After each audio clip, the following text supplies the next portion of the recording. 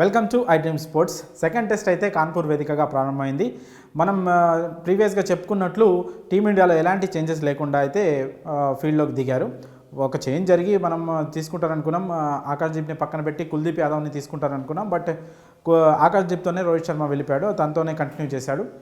అయితే టాస్ గెలిచి first batting తీసుకుంటాం, కానీ అక్కడ వెదర్ కండిషన్స్ వల్ల వర్షం వచ్చే అవకాశం ఉండడం వల్ల ఫస్ట్ ఫీల్డింగ్ ఎంచుకున్నాడు రోహిత్ శర్మ.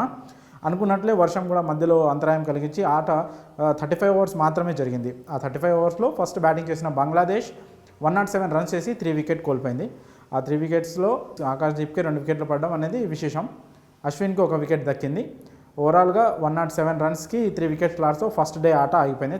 వర్షం వల్ల తొందరగా అయిపోయింది. కేవలం 35 ఓవర్స్ మాత్రమే జరిగాయి. బంగ్లాదేశ్ బ్యాటర్లలో ఓపెనర్ జాకిర్ హసన్ డక్అవుట్ అవ్వగా ఇస్లాం 24 రన్స్ చేశారు. ఆ తర్వాత మోమినుల్ అయితే ఇప్పుడు ప్రస్తుతం 40 రన్స్తో నాట్అవుట్గా ఉన్నాడు. కెప్టెన్ షాంటో 30+ రన్స్ చేసి అవుట్ అయ్యాడు. ఇంకా ఇంకో బ్యాట్స్మెన్, సీనియర్ బ్యాట్స్మెన్ అయిన రహీం 6 రన్స్తో బ్యాటింగ్ క్రీజ్లో ఉన్నాడు. ఓవరాల్గా అయితే ఫస్ట్ డే వర్షం వల్ల కొంచెం అటు ఇటు జరిగింది. టీమిండియా టాస్ గెలిచి ఫస్ట్ ఫీల్డింగ్ తీసుకోవడం అనేది కాస్త కరెక్ట్గానే అనిపించింది. ఎందుకంటే స్టార్టింగ్లోనే మనకి వికెట్ వచ్చింది.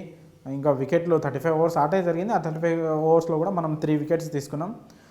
యాక్చువల్గా పిచ్ కండిషన్స్ అంటే వాతావరణం అనుకూలించి వర్షం వచ్చే సూచన లేకపోయి ఉంటే obviously Rohit Sharma first batting తీసుకునేటోడు టాస్ గెలిచి. బట్ పిచ్ కండిషన్స్ అలాగే వెదర్ కండిషన్స్ని దృష్టిలో పెట్టుకొని ఫస్ట్ బౌలింగ్ అయితే తీసుకున్నాడు.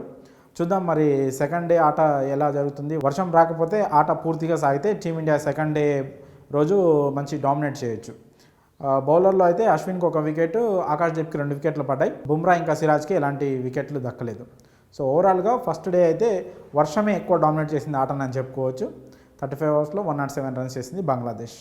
మరి సెకండ్ డే రోజు ఎలాంటి బ్యాటింగ్ చేస్తుంది, టీమిండియా బౌలర్లు ఎలాంటి బౌలింగ్ చేసి బంగ్లాదేశ్ని ఎంత తక్కువ స్కోర్కి కట్టడి చేస్తారనే దానిపైన ఈ మ్యాచ్ ఫలితం ఆధారపడి ఉండొచ్చు. మరి ఫస్ట్ డేలో టీమిండియా బౌలింగ్ అలాగే బంగ్లాదేశ్ బ్యాటింగ్పై మీ అభిప్రాయాలను కామెంట్స్ రూపంలో తెలియజేయండి.